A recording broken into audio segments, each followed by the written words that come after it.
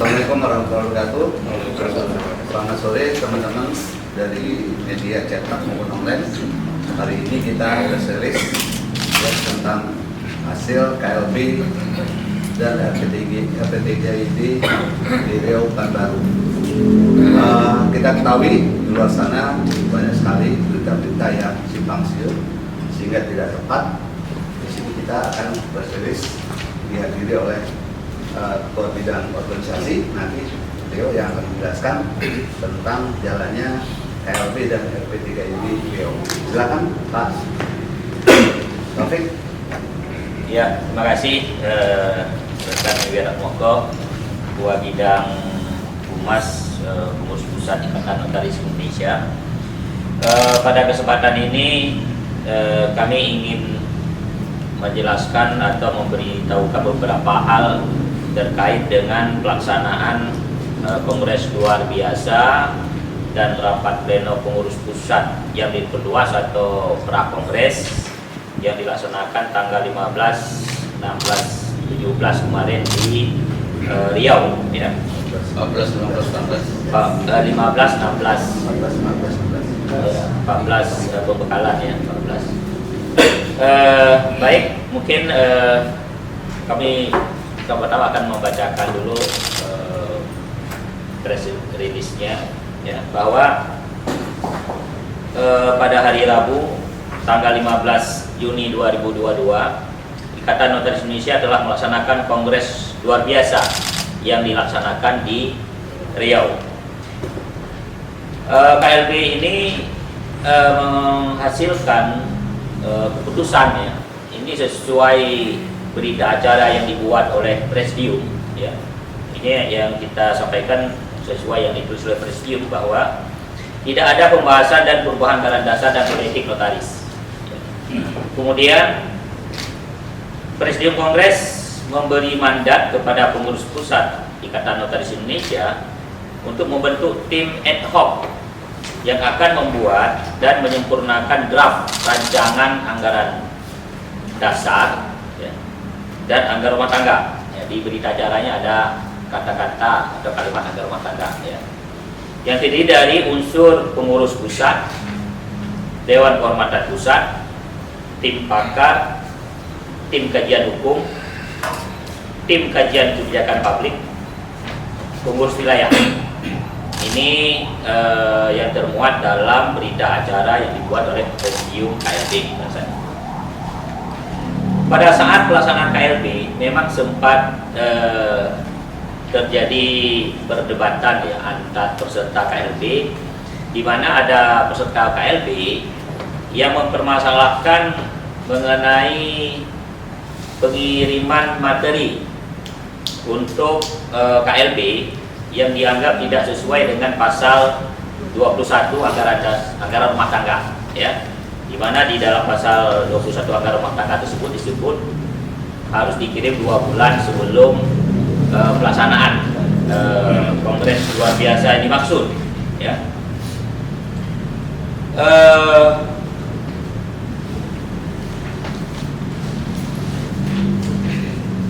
Pada saat itu kepada PPINI tidak diberi kesempatan, ya, untuk menjelaskan kepada peserta bagaimana yang sebenarnya, ya, bagaimana sebenarnya pengiriman materi tersebut, ya. Mungkin pada kesempatan ini kami juga ingin menjelaskan mengenai materi tersebut, ya, bahwa untuk pembahasan perubahan anggaran dasar tersebut PPINI sebenarnya sudah membawa materi perubahan tersebut dalam rapat pleno pengurus pusat yang diperluas di Batu, Malang, bulan November 2021. Ya, berarti jauh sebelumnya kita sudah membuka sebenarnya kesempatan, ya, membuka ruang kepada pengurus daerah, pengurus wilayah, Dewan Kehormatan Daerah, Dewan Kehormatan Wilayah, juga Dewan Kehormatan Pusat, ya, untuk membahas materi perubahan anggaran dasar tersebut di Batu Malang bulan November. Akan tetapi dalam Komisi A, ya, dalam sidang Komisi A itu diambil atau mengusulkan saat itu agar pembahasan ini tidak dilaksanakan di RP3YD, tetapi akan dibahas kembali oleh anggota, ya, oleh anggota pada tingkat di daerah masing-masing. Oleh karenanya, sesuai dengan keputusan RP3YD Batu tersebut, PPYDI pada tanggal 3 Desember mengirim kepada anggota melalui pengurus wilayah dan pengurus daerah materi yang sama, ya, materi yang disampaikan di Batu Malang, yaitu mengenai draft perubahan anggaran rumah tangga, anggaran dasar, ya, materi perubahan anggaran dasar agar dapat dilakukan pembahasan oleh anggota, ya. Sampai waktu 1 bulan sebagaimana di surat PP tanggal 3 Desember 2021 tersebut, ya, hanya 6 pengwil yang mengembalikan, ya, atau yang mengajukan usul terhadap perubahan anggaran dasar tersebut, ya. Sebagian besar materinya sama, ya, tidak ada beda, ya, sebagian besar sama, materi-materi pokok apa yang diusulkan itu sama, ya. Karena hanya 6 pengwil yang memberi usulan terhadap materi draft yang disiapkan oleh pengurus pusat pada saat itu mengambil kesimpulan tidak lagi melakukan perubahan terhadap draft yang ada, ya. Tidak kita merubah. Kenapa kita tidak merubah lagi draft yang sudah ada? Karena usulan-usulan itu belum mencerminkan keinginan sebagian besar dari anggota di wilayah, karena hanya 6, sedangkan 27 lagi tidak mengirim usulan baru, ya. Tidak mengirim usulan baru itu bisa kita simpulkan bahwa mereka menyetujui usulan yang ada, ya, artinya tidak ada perubahan, artinya kami menyetujui, ya, usulan yang ada. Oleh karenanya kita mengharapkan usulan-usulan yang diajukan oleh 6 pengwil itu dapat dibahas langsung di dalam kongres luar biasa, ya. Tak di sana aja nanti dibahas, dibicarakan, ya, karena kalau kita masukkan ke dalam draft baru, draft perubahan itu nanti akan membingungkan juga anggota, ya, yang mana yang berubah, ya, harus ada penjelasan. Oleh karena kita tidak melakukan perubahan dengan harapan silakan aja usulan-usulan yang maksud itu dibahas bersama-sama dalam forum, ya, apakah di dalam komisi atau di dalam pleno, ya. Oleh karenanya pada tanggal 15 Mei, ya, 15 Mei itu pengurus pusat mengirim kembali draft yang sama sebagaimana disampaikan di Batu Malang dan yang dikirim tanggal 3 Desember 2021 kepada anggota, ya. Pada saat yang sama juga kita mengirimkan draft perubahan untuk kode etik, ya, yang kita peroleh dari tim ad hoc. Ini tim ad hoc juga yang dibentuk berdasarkan keputusan rapat pleno pengurus pusat yang dibuat di Batu bulan November, ya. Jadi kita terima draft dari tim ad hoc itu tanggal 11 April, ya, 11 April 2022. Kemudian karena materi yang akan dibicarakan di KLB adalah tanggung jawab pengurus pusat, maka kita terhadap draft yang diajukan oleh tim ad hoc itu juga kita harus bicarakan, kita harus baca kembali, ya, dengan memberi beberapa catatan di sana, ya, sehingga tidak dapat dikirim 2 bulan sebagaimana dimaksud oleh pasal 21. Selain itu, masalah kenapa tidak 2 bulan sebelum hari H pelaksanaan itu, ini juga menyangkut dengan kepastian tanggal pelaksanaan. Sebenarnya karena itu pada saat itu kan berubah-ubah terus, ya, termasuk penentuan tempat di sana karena ada keterbatasan tempat untuk pelaksanaan, sedangkan peserta yang berkeinginan untuk ikut KLB itu sangat antusiasnya sangat banyak, ya. Sehingga kita harus mencari tempat yang benar-benar bisa menampung peserta, ya.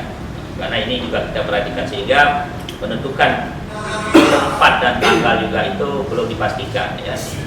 Sehingga pada saat kita mendapat kepastian itu tanggal 15 Mei itu kita mengirim materi tersebut dengan harapan materi tersebut dapat dibaca, dapat dipahami oleh semua anggota ya, yang akan diberikan oleh pengurus wilayah melalui ibu daerah juga. Tetapi hal tersebut berkembang dalam forum sehingga dijadikan sebagai alasan untuk tidak melanjutkan pembahasan ya. Dan itu diambil keputusan sebenarnya oleh presidium pada saat itu tanpa meminta persetujuan ke forum ya. Jadi hanya menyimpulkan apa yang disampaikan oleh peserta, kemudian diambil kesimpulan ketok palu tidak dilanjutkan pembahasan. Selanjutnya pusat juga akan memberikan beberapa informasi sehingga tidak terjadi kesalahan informasi ya, yang mungkin beberapa waktu belakangan ini banyak beredar informasi-informasi di media sosial, terutama ya di grup-grup WA ya. Mungkin pada kesempatan ini kita juga ingin memberikan semacam klarifikasi terkait hal tersebut. Yang pertama,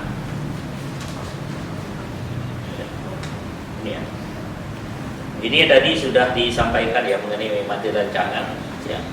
Kemudian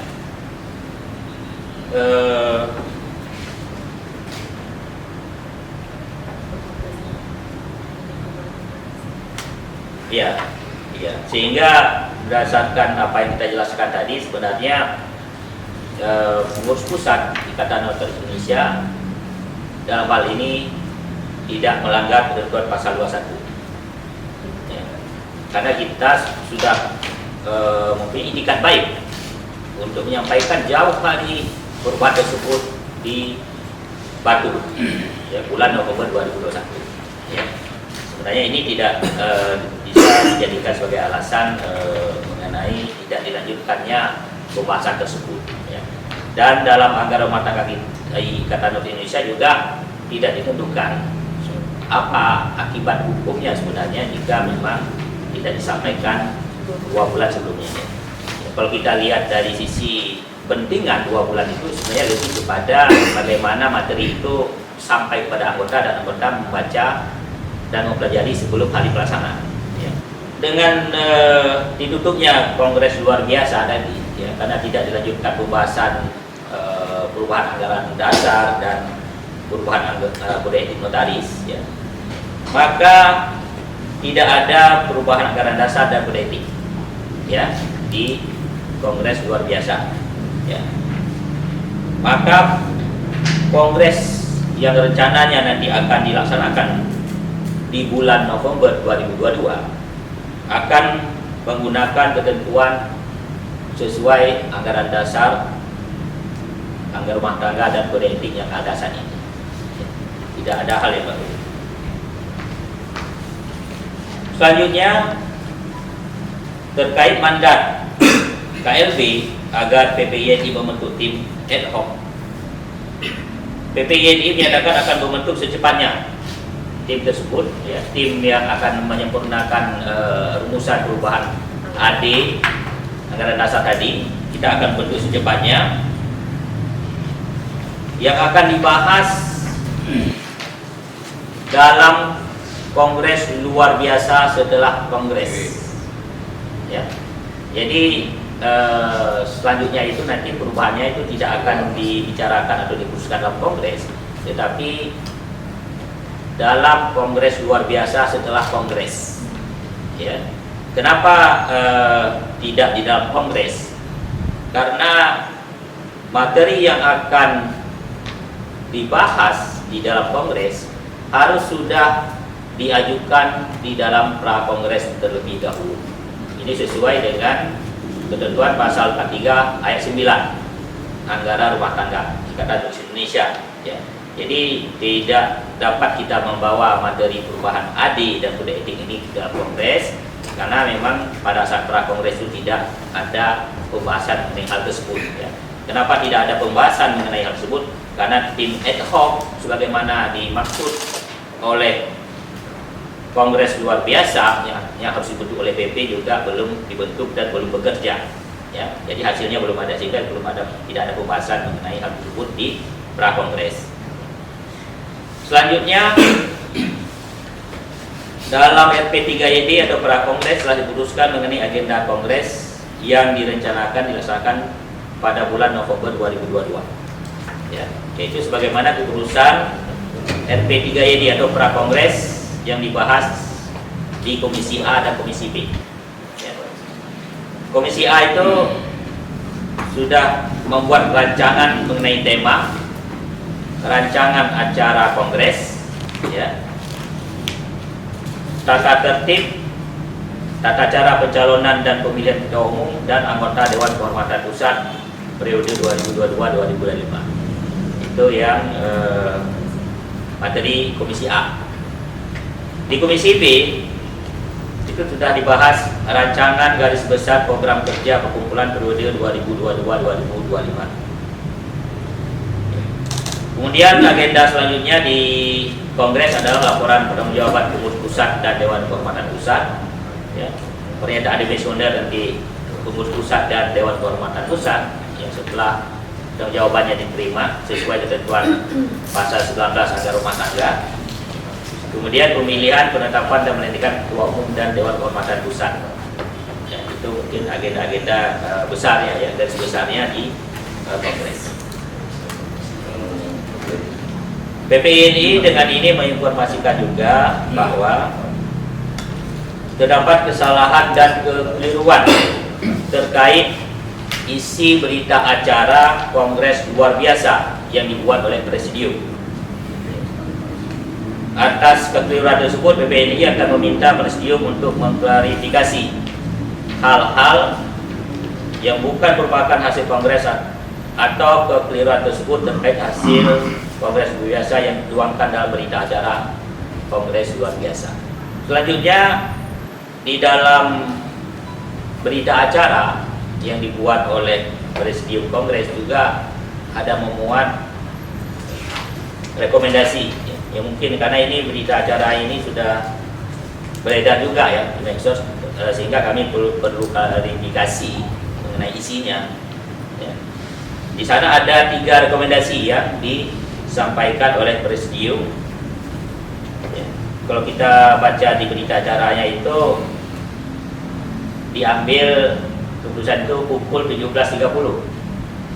Ya, sedangkan KLB sendiri itu sudah ditutup pukul 14.40. Artinya setelah pukul 14.40 tidak ada lagi yang namanya Presidium KLB. Ya, karena tugas Presidium itu hanya memimpin sidang di dalam KLB. Ya, begitu KLB ditutup, berakhir juga kedudukan sebagai Presidium. Ya. Jadi ada rekomendasi di sana, ada 3 rekomendasi yang disampaikan. Kami ingin menegaskan bahwa Presidium KLB tidak memiliki kewenangan untuk membuat dan mengeluarkan rekomendasi ya, sebagaimana yang termuat dalam berita acara tersebut. Mungkin itu yang bisa kami sampaikan pada kesempatan ini sebagai klarifikasi atas beberapa isu dan informasi-informasi yang beredar baik di media sosial atau di media-media lainnya yang kita dengar selama ini. Kami kembalikan kepada Kabit Mas. Silakan. Terima kasih Pak Taufik sebagai Kabit Organisasi atas penjelasannya yang sangat komprehensif dan cukup jelas. Mungkin bisa memberikan pencerahan pada kita semua tentang hasil KLB dan RP3YD di Pekanbaru Riau. Di sini juga hadir Ketua SC Bapak Zul Risman. Mungkin bisa menambahkan. Silakan Pak Zul. Terima kasih Pak Kabid Humas. Assalamualaikum warahmatullahi wabarakatuh. Waalaikumsalam. Yang kami hormati juga Sekretaris Dewan Kehormatan Pusat Kang Donald dan Kabit Organisasi Sekretaris 1 selaku Ketua SC yang ditunjuk oleh pengurus pusat, dapat saya sampaikan dan melaporkan bahwa Kongres Luar Biasa Riau ini dilakukan 3 hari dengan agenda 14-nya berisi upgrading dan pembekalan kepada ALB dan notaris, calon notaris dan notaris aktif. Dan itu di tanggal 14 itu dihadiri lebih kurang 600 peserta. Di hari kedua tanggal 15 Juni berisi agenda Kongres Luar Biasa sendiri yang diikuti lebih kurang 1.600 notaris aktif. Terakhir RP3ID-nya di tanggal 16 dalam kurung prakongres yang diikuti lebih kurang 500 pengurus namanya. Pengurus pusat, wilayah dan daerah, Dewan Kehormatan Pusat, Dewan Kehormatan Wilayah dan Dewan Kehormatan Daerah. Untuk RP3ID-nya sendiri tadi rekan Pak Taufik sudah sampaikan hasilnya. Memang di RP3ID ini yang menjadi masalah kalau menurut saya selaku pimpinan sidang, energi KLB yang ditutup 1440 baru saat juga dikonfirmasi, energi KLB ini nggak selesai rupanya di KLB. Padahal agenda kita di tanggal 16 itu rapat pengurus pusat yang diperluas, artinya ada pengurus wilayah dan pengurus daerah di dalamnya. Ada Dewan Kehormatan Pusat, ada Dewan Kehormatan Wilayah dan Dewan Kehormatan Daerah. Namun dilalah selaku pimpinan sidang dan selaku ketua SC juga, saya harus bertanggung jawab juga.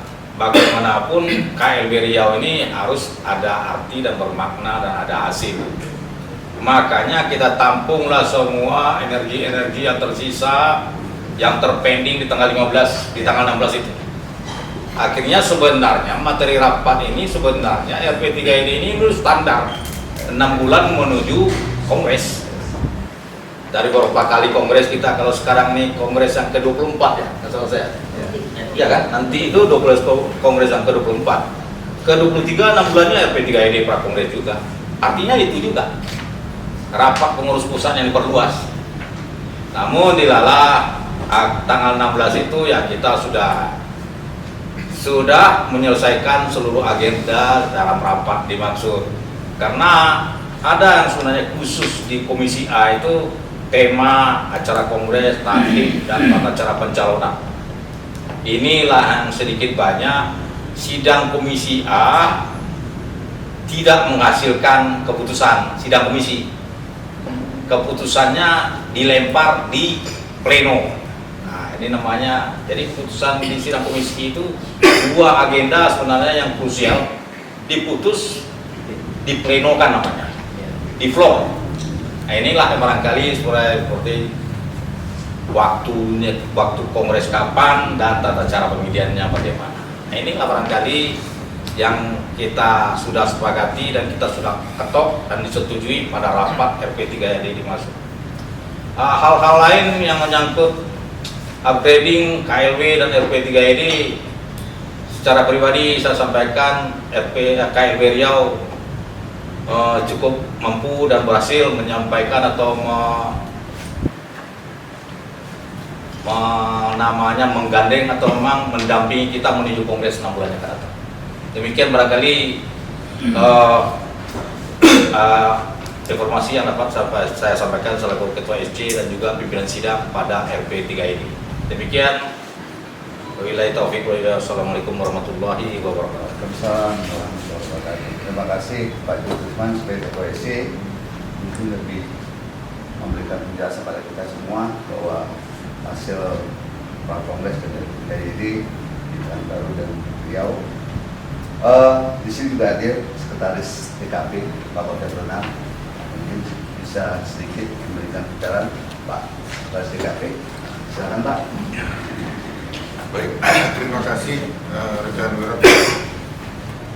Yang terhormat rekan-rekan para ketua bidang dari pengurus pusat Ikatan Notaris Indonesia. Perkenalkan, saya Phil Donald, Sekretaris Dewan Kehormatan Pusat. Saya berbicara atas nama pribadi selaku Dewan Kehormatan Pusat.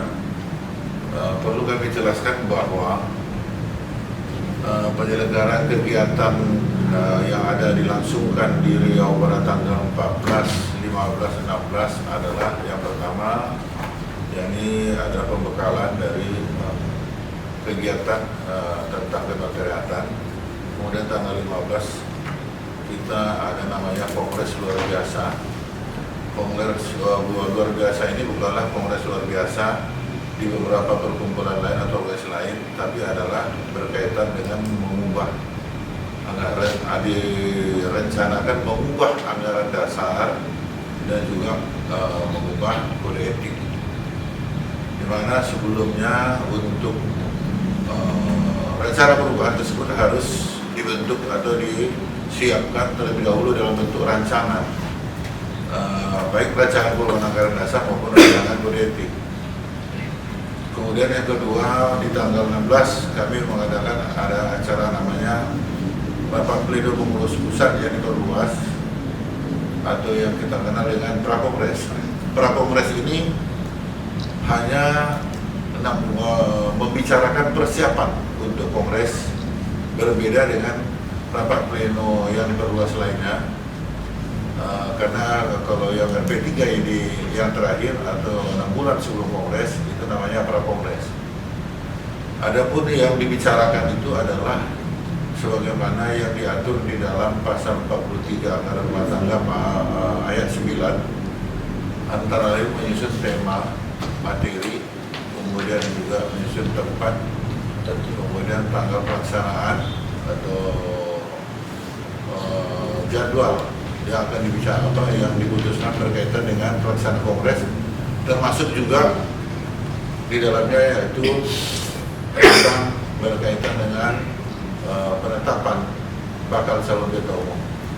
Jadi di prakongres ini, di samping untuk mempersiapkan agenda acara di prakongres, juga mengumumkan bakal calon ketua umum dan bakal calon Dewan Kehormatan Pusat yang telah diverifikasi oleh tim verifikasi untuk dapat diusulkan sebagai atau ditetapkan sebagai bakal calon ketua umum. Ini minimal didukung oleh 11 pengurus wilayah Ikatan Notaris di seluruh Indonesia, sedangkan untuk bakal calon Dewan Kehormatan Pusat minimal didukung oleh 7 pengurus wilayah dari seluruh Indonesia.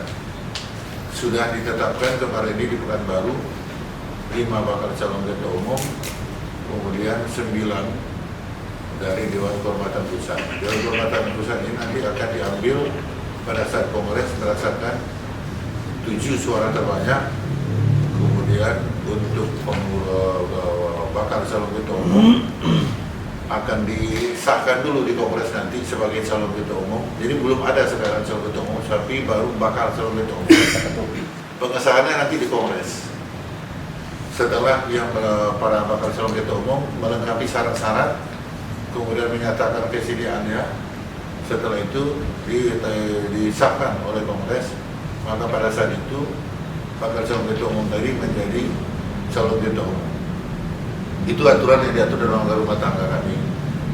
Kemudian pada saat KLB bahwa ada keterlambatan dari pengiriman anggaran dasar, rancangan anggaran dasar dan kode etik. Kami harusnya berharap pada saat itu, sebelum memutuskan keterlambatan tersebut ada atau tidaknya, harusnya diberi kesempatan kepada pengurus pusat oleh pimpinan rapat menjelaskan apakah betul telah terjadi keterlambatan pengiriman draft rancangan perubahan anggaran dasar dan kode etik. Setelah itu presidium nanti akan melempar atau akan menanyakan kepada floor atau peserta KLB apakah dapat diterima tentang keterlambatan ini atau tidak, atau dengan keterlambatan ini maka kita sepakat untuk tidak membahas perubahan anggaran dasar. Itu tidak terjadi, sehingga berkembanglah isu yang macam-macam seolah-olah pengurus pusat telah melakukan kesalahan tanpa meminta klarifikasi di forum Kongres luar biasa itu. Jadi banyak hal yang perlu disampaikan menurut hemat kami oleh pengurus pusat. Kita juga sudah sampaikan kepada pengurus pusat dari Dewan Kabupaten Pusat, kenapa tidak disampaikan klarifikasi pada saat sebelum dinyatakan KLB tersebut tidak dilanjutkan. Tapi akan tetapi faktanya saya juga ada di ruangan, memang tidak ada kesempatan itu.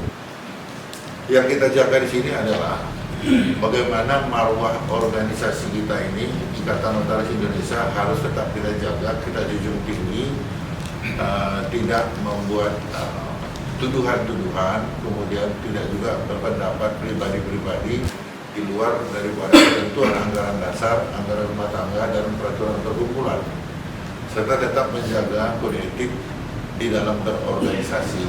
Ada rambu-rambu yang kita jaga oleh seluruh anggota Ikatan Notaris Indonesia. Berbeda pendapat, berbeda pilihan, itu adalah hal yang biasa, asal sesuai dengan konstitusi kita, yakni yang telah saya sebutkan tadi, anggaran dasar rumah tangga dan peraturan perkumpulan tadi. Nah, kita ini kalangan intelektual tentu harus menjunjung tinggi semuanya. Kita harapkan untuk semua pihak menahan diri untuk tidak berpolemik di media sosial, tapi cobalah memberikan saran dan masukan kepada perkumpulan kita, organisasi kita, baik secara tertulis maupun juga secara komunikasi lain, apa dengan WA ataupun dengan saran-saran lainnya. Apabila hal yang kurang tepat atau ada hal yang dipertanyakan, agar dapat kita pengurus pusat memberikan penjelasan. Idealnya kan seperti itu.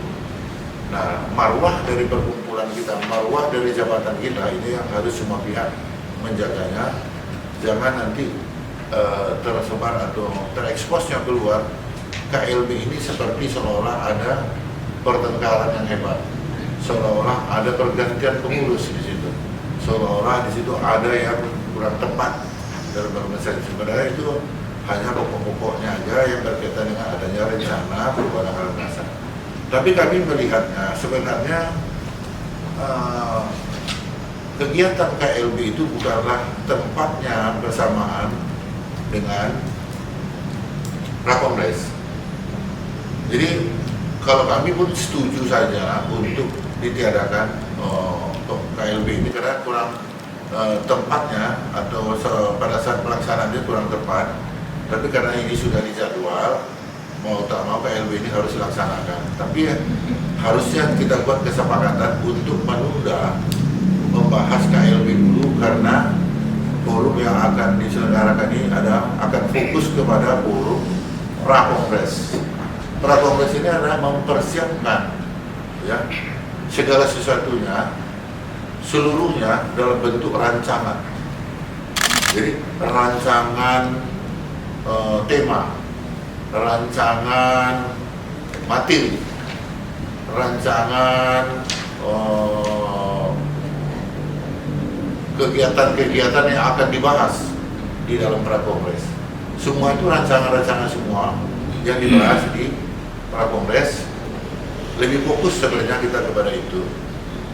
Tapi akan tetapi ditiadakan pelaksanaan KLB juga hal yang cukup baik bagi kita, sambut baik bagi kita karena sudah keputusan, dan keputusannya tidak terlalu banyak, hanya sepakat untuk meniadakan, untuk membahas perubahan ke anggaran dasar etik, tapi menunda pelaksanaan perubahannya dengan membentuk ad hoc tadi yang terdiri dari utusan-utusan dari pengurus pusat, DKP, pengurus-pengurus wilayah, untuk diadakan secepatnya menggarap atau menyusun rancangan perubahan anggaran dasar.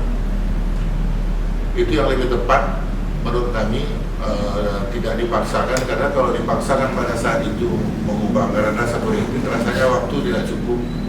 Kemudian juga dengan berubahnya anggaran dasar tersebut, tentu setelah ditutupnya KLB menjadi berlaku, dan kita khawatir ada pasal-pasal yang tidak sesuai nanti berlakunya untuk persiapan daripada Kongres, maka pada saat itu dengan ditiadakannya ya kita menyambut baiklah keputusan itulah yang terbaik.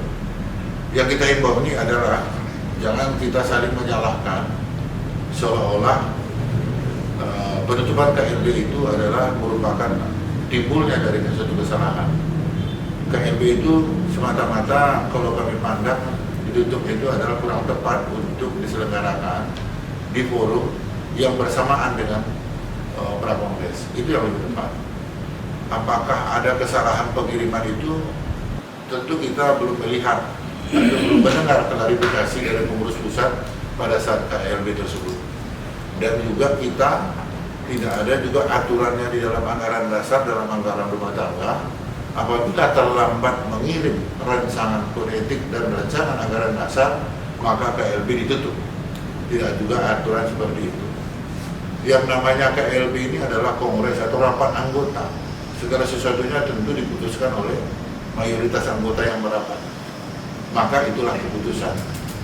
Presidium itu hanya menyimpulkan ya, apa yang beredar, apa yang dibicarakan dalam KLB dan Kongres, kemudian ditawarkan kesimpulan rangkuman yang dibuat oleh Presiden itu yang selanjutnya disahkan. Tapi bukan semata-mata Presidium itu membuat kesimpulan dan keputusan, tidak seperti itu. Tujuannya apa? Tugas dan kewenangan Presidium ini adalah melakukan memimpin rapat untuk jalan tertibnya persidangan, termasuk juga Presiden berwenang menurut anggaran rumah tangga mengeluarkan peserta sidang apabila tidak tertib. Tapi dari apa yang dibahas di dalam Kongres luar biasa tersebut, Presiden berwenang untuk merangkum, kemudian memandu menjadi suatu kesimpulan untuk disepakati yang sedemikian adalah keputusannya untuk disetujui. Tapi yang terjadi yang di KLB yang kemarin belum ada pembahasan disampaikan kepada peserta KLB, tapi langsung pada saat itu ditutup untuk diteruskan. Itu yang menurut kami yang kurang tepat yang kemarin ini, yang tidak yang harusnya tidak terjadi. Tapi karena ini sudah terjadi, bagi kita nggak ada masalah. Anggaplah itu kegiatan daripada KLB kita tunda dan kita siapkan nanti tim ad hoc itu. Nah sekarang sebelum pemilihan ketua umum, bakal calon ketua umum ini, tentu yang akan bekerja nantinya adalah tim pemilihan, tim verifikasi, dan tim pengawas. Dengan telah ditetapkannya bakal calon ketua umum maupun Dewan Kehormatan Pusat, ada ketentuan dalam anggaran rumah tangga, yakni tidak dibenarkan para bakal calon itu mengerahkan massa untuk datang ke Kongres untuk memilih dengan memberikan fasilitas tertentu. Maka apabila ditemukan nanti pembuktian oleh tim pengawas, maka hal yang demikian bisa menimbulkan diskualifikasi bagi para bakal calon. Jadi kami dari Dewan Kehormatan Pusat untuk mengimbau agar para bakal calon ketua umum hati-hati di dalam melangkah sampai dengan pelaksanaan Kongres untuk kita menegakkan fair play, bebas, rahasia, jujur atau jurdil yang kita sebut selama ini. Karena di Ikatan Notaris Indonesia ini untuk melakukan pemilihan itu ada 3 tim. 3 tim ini juga bekerja tentu setelah ada ditetapkannya bakal calon ketua umum. Sepanjang belum ada bakal calon ketua umum ditetapkan, ada umpamanya kegiatan-kegiatan datang ke anggota, ya itu sah saja. Mereka belum bakal calon ketua umum. Itu namanya baru pendekatan kepada anggota yang ada masalah. Tapi yang setelah ditetapkannya bakal calon ketua umum dan Dewan Kehormatan Pusat, maka rambu-rambu untuk itu ada diatur di dalam anggaran rumah tangga. Itu yang bisa kami sampaikan kepada kita semua. Mari kita jaga marwah Ikatan Notaris Indonesia, menjunjung tinggi nama baik notaris seluruh Indonesia, karena di dalam itu adalah kalangan-kalangan intelektual.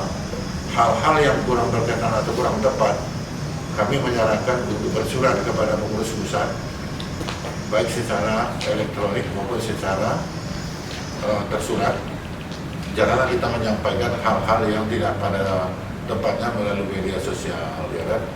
Semuanya kita ini adalah kalangan-kalangan yang mempunyai pola pikir yang cukup baik, kajian-kajiannya cukup baik, kemudian juga kritik-kritiknya juga sangat membangun. Tapi kita jangan sampai mengekspos itu ke pihak luar yang dibaca oleh pihak luar nanti tidak seperti yang kita buat di media sosial. Jadi harapan kami yang bisa kami sampaikan untuk kita semua. Salam sejahtera untuk kita semua, salam sehat untuk kita semua.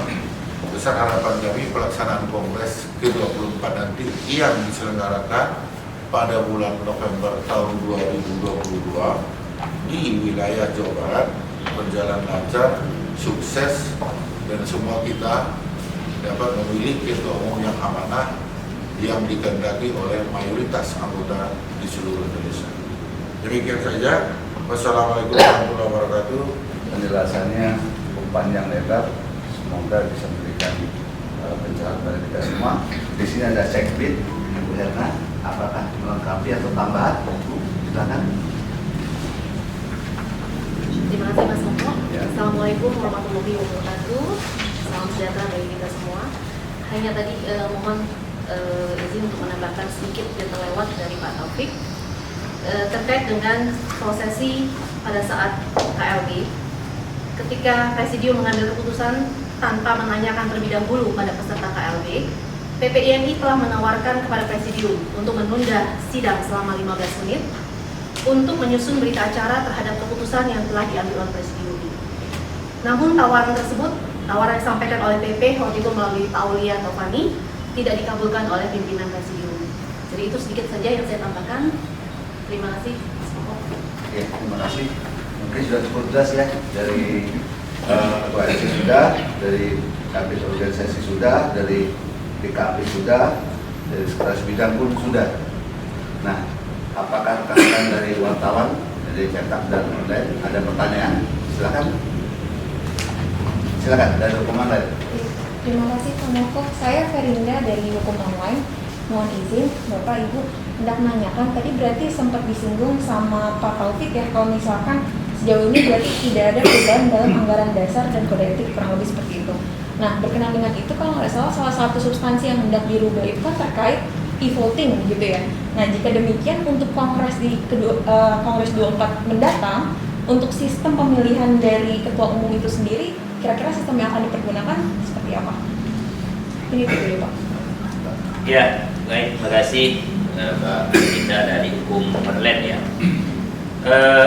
Dalam draft perubahan anggaran dasar yang kita ajukan memang di sana ada klausula bahwa pelaksanaan pemilihan ketua umum dan Dewan Kehormatan Pusat itu akan dilaksanakan secara nasional dengan sistem elektronik ya. Kenapa nasional? Ya, kenapa nasional? Karena selama ini pemilihan itu kan dilakukan oleh peserta yang hadir di dalam kongres, ya, yang hadir dalam kongres. Sedangkan anggota yang tidak punya kesempatan untuk hadir di dalam forum kongres itu tidak memiliki hak untuk memilih. Ya. Kita ingin membuka kesempatan yang seluas-luasnya kepada anggota, ya, dimanapun mereka berada, tanpa harus hadir dalam kongres itu, tetapi dapat menggunakan hak pilihnya, ya, dengan sistem elektronik. Ya, jadi tanpa perlu hadir bisa memilih melalui elektronik. Ya. Untuk mempersiapkan pemilihan secara nasional dengan sistem elektronik itu, kita juga sudah beraudiensi, ya, terutama dengan BSSN, Badan Siber dan Sandi Negara, ya, mengenai sistem keamanan dari sistem pemilihan tersebut, ya, bagaimana. Kemudian juga kita sudah audiensi dengan Dukcapil, ya, mengenai data-data kan apakah ini bisa menggunakan data-data Dukcapil atau mekanisme apa yang bisa ditawarkan oleh Dukcapil kita. Prinsipnya kita ingin membangun suatu sistem yang kredibel yang dapat dipercaya ya, oleh semua anggota kita untuk pemilihan tersebut. Itu tujuan awal kenapa ada usulan untuk menggunakan sistem elektronik tapi secara nasional, bukan di dalam forum kongres. Karena tidak ada perubahan anggaran dasar di sana, juga anggaran rumah tangga di dalam P3ID atau pra-kongres tidak berubah, maka pada kongres selanjutnya kita tetap akan menggunakan sistem sebagaimana yang sudah kita laksanakan di Makassar. Ya, pemilihan di dalam tempat menggunakan sistem elektronik, karena hal itu di dalam ketentuan kita sudah cukup terakomodir, dan itu yang sudah kita laksanakan di Kongres 23 di Makassar yang lalu. Jadi akan sama sistemnya, tidak ada perubahan. Itu. Ada lagi?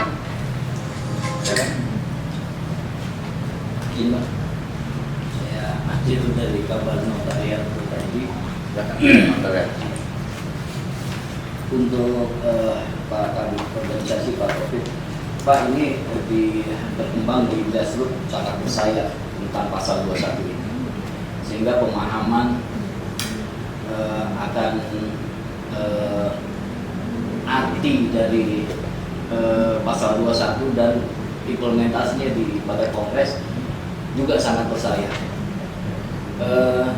sehingga anggota banyak menafsirkan bahwa kesalahan bahwa ada suatu kesalahan yang tidak bisa ditolerir, sehingga telatnya distribusi rancangan draft perubahan AD dari kode etik menyebabkan di anggota ini banyak juga pengertiannya gitu loh Pak. Ya.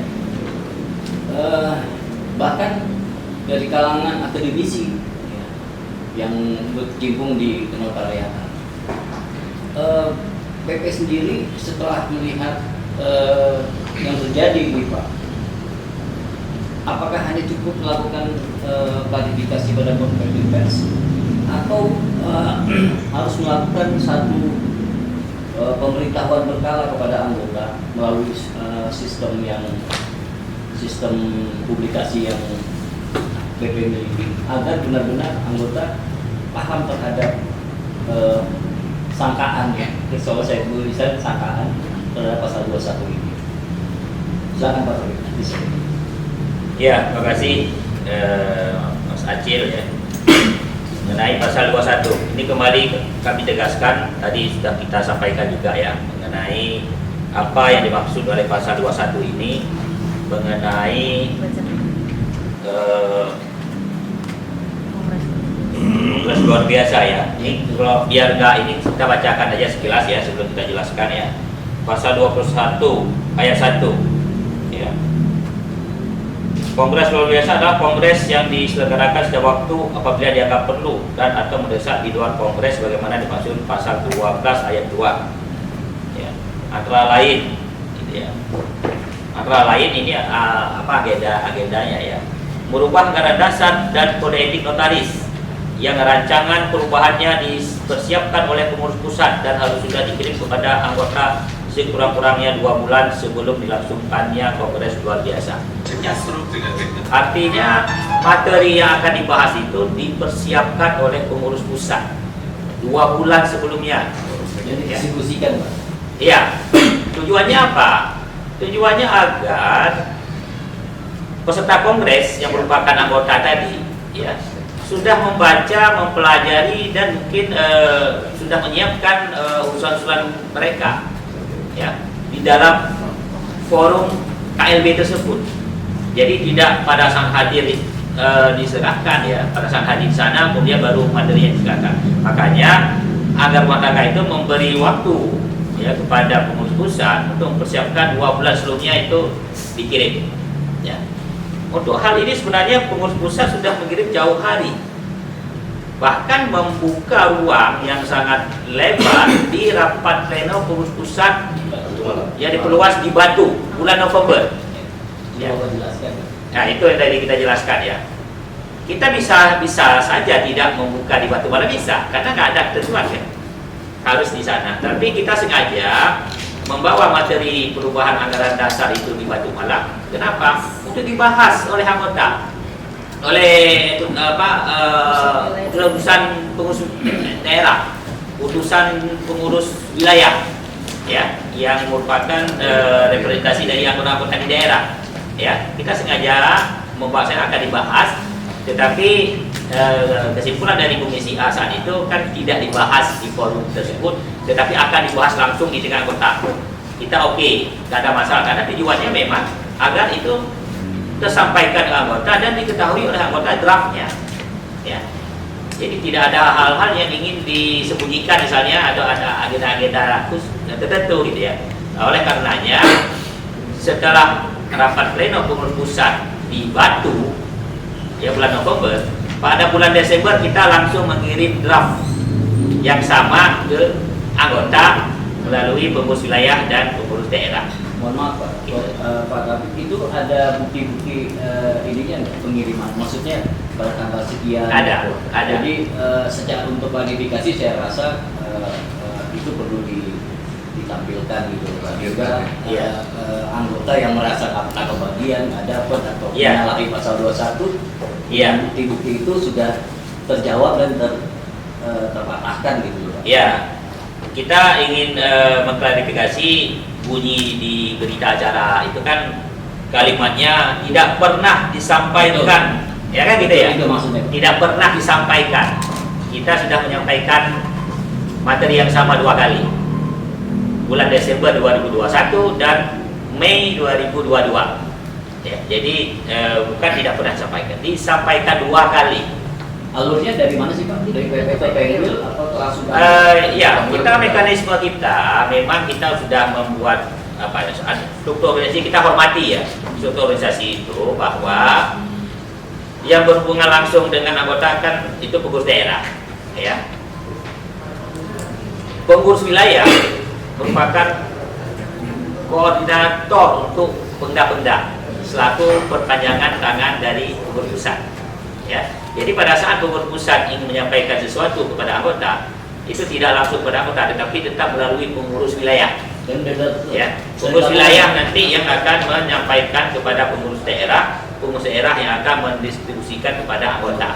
Ya, kalau ini mungkin ada saluran yang tersumbat, yaitu kita nggak tahu, mungkin anggota bisa tanya kepada pengurus daerah masing-masing atau pengurus wilayah kalau merasa itu tidak diterima. Ya, dari kita sudah ada ya, misalnya ini tanggal 3 Desember. Boleh kami kutip Pak tanggal? Tanggal 3 Desember 2021 ya. Ini dengan nomor surat 291/2 garis 12 Romawi /PP INI /2021. Perihal materi KLB, perubahan anggaran dasar. Jadi jelas nih di surat ini. Materi KLB. Jadi tidak ada dasar mengatakan bahwa itu bukan materi KLB dikirim. Ini materi KLB, memang ini dimaksudkan sebagai materi KLB. Ya. Kemudian tanggal 15 Mei, jadi bersamaan dengan pengiriman untuk draft perubahan kode etik, ya, kita kirim kembali ya dengan nomor surat 76/13 Romawi /PPINI /2022 perihal materi kongres luar biasa. Jadi perihalnya sama ya. Mungkin kami bacakan sekilas isinya yang Mei ya. Sehubungan dengan pelaksanaan kongres luar biasa Ikatan Notaris Indonesia yang akan diselenggarakan pada tanggal 15 Juni 2022 di Riau, terlampir bersama ini kami sampaikan rancangan perubahan kode etik notaris yang disusun dan dipersiapkan oleh tim ad hoc perubahan kode etik notaris. Tim yang dibentuk berdasarkan keputusan rapat pleno pengurus pusat yang diperluas yang diadakan di Batu, Jawa Timur pada tanggal 16 sampai 17 November 2021, yang sudah diberi tambahan catatan dari PPINI dalam beberapa pasal. Rancangan perubahan kode etik notaris telah kami terima dari tim ad hoc perubahan kode etik notaris pada tanggal 11 April 2022 ya, melalui surat nomor 01 tim ad hoc Ken INI Pak Umawi 2022 tanggal 11 April 2022. Adapun mengenai materi rancangan perubahan anggaran dasar INI menggunakan materi yang dibahas pada rapat pleno pengurus pusat yang diperluas di Batu, Jawa Timur tanggal 16-17 November 2021 yang lalu, dan juga telah kami kirim kembali kepada seluruh anggota melalui pengurus daerah dan pengurus wilayah INI melalui surat PPINI nomor 291/2 12 Sumawi PPINI 2021 tanggal 3 Desember 2021 perihal materi KLB perubahan anggaran dasar INI. Itu lebih kurang isinya ya. Itu. Jadi di dalam lampiran dari surat ini ada kode etik, draft kode etik, dan juga ada draft perubahan anggaran dasar yang tidak diakui. Ya, yang katanya tidak dikirim gitu. Padahal di sini ini jelas ada, dua-duanya ada. Ya, kalau kita baca berita acara kan hanya disebut kode etik aja, seakan-akan kode etik. Ya, padahal ini juga memuat draftnya itu ada. Pak, boleh saya ulang, mohon izin Pak. Jadi telah PPNI telah mengirimkan kurang lebih, mohon kalau salah kalau dibetulkan, betul kan kalau salah. Sudah 3 surat Pak ya disampaikan. Dua surat, sorry. Yang tapi tiga kali ya, tiga kali apa namanya, tiga kali di forum LP3YD di Batu, dan Desember kita mengirim ke anggota, bulan Mei kita mengirim lagi pada anggota. Materi yang sama sebenarnya tidak dirubah. Terima kasih. Demikian proses dari PPINI. Semoga keterangan dan penjelasan dari PPINI bisa memberikan atau memberi jawaban atas berita-berita dan isu-isu yang di media sosial. Demikian, alhamdulillah. Billahi taufiq wal hidayah. Wassalamualaikum warahmatullahi wabarakatuh.